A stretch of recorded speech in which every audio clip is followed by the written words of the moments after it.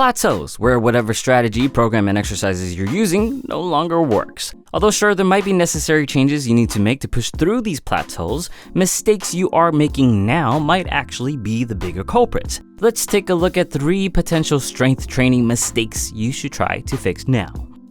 Number 1, it's your form. Perhaps attributed to ego lifting and/or fitness influencers where proper form is as foreign as carbs are on keto, the reason why form is important is not only because of the obvious safety reasons and saving you from awkward looks at the gym, but also that it will engage and activate the appropriate muscle groups for the exercise. Activation of other muscle groups that shouldn't be involved or should only be involved at lower capacities often occur with poor form. These muscles mistakenly end up doing more of the work than they should, which limits activation and stimulation of the proper muscle groups, thus lead to poor adaptation. In short, there's no reason for you to skimp out on practicing good form. It will help you deliver the training stimulus to the right muscles, creating the best environment for adaptation and pushing you to even greater heights in the future. Number 2, you're not training for hypertrophy. Now this might be confusing for some, especially people new to training, as it's common to believe that building muscle and getting stronger should be one of the same. Although the overlap between training to get stronger and training to get bigger is quite high, there are noticeable differences in their adaptation mechanisms that require separate types of training. Strength training often involves lifting heavy weights close to your 1 rep max, which drives strength-based adaptation mechanisms like neuromuscular adaptation and skill development. But perhaps the most important factor for strength gains is actually having more contractile units, the proteins in your muscle fibers that contract and produce force. This is where muscle growth or myofibrillar hypertrophy comes in.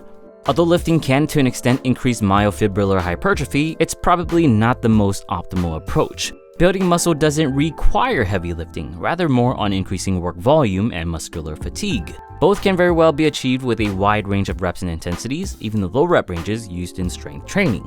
Most commonly though, it is achieved best with a moderate approach, using moderately heavy loads hitting 6 to 12 reps per set for about 3 to 5 sets. This moderate approach allows for achieving high volume in a relatively short amount of time. Using heavier weights often means needing more sets to achieve similar volume, which increases session times. It's also more difficult to reach near failure with heavier loads since it might jeopardize proper fatigue thresholds. In short, to get stronger, you'll also need to get bigger. When you get bigger, you have more muscles to work with and adapt for strength. Best approach is to have some sort of periodization, be it daily or through training blocks, that emphasizes phases of strength and hypertrophy.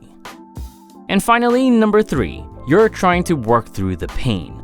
Unfortunately, many of us try to eke out and push ourselves as far as we can, sometimes to the detriment of our own health when we ignore pain signals. We need to listen to our bodies when pain or discomfort arises beyond the feeling of the usual soreness. Working through pain more often than not actually leads to a worse situation. Plus, pain inhibits complete muscle activation. So not only are we risking hurting ourselves further, but we're also not able to give the full effort in the first place. Best practice is to get your pain checked by the appropriate professionals, not your local bro trainer, but rather a referral from your primary doctor, a physical therapist, or someone that specializes in exercise-based pain. After that, come back slowly and meticulously with your lifting. Start lighter and use more single joint isolation exercises before you move back to the big stuff. And there you have it, 3 potential strength building mistakes you are currently making. I know I've made mistakes, especially with the whole pain stuff, but don't be like me and avoid these mistakes early.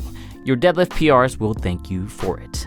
Let me know about other strength mistakes you might have made in the comments below. If you enjoyed this video, don't forget to like it and share it with your 1 rep max loving friends. As always, thank you for watching and get your protein.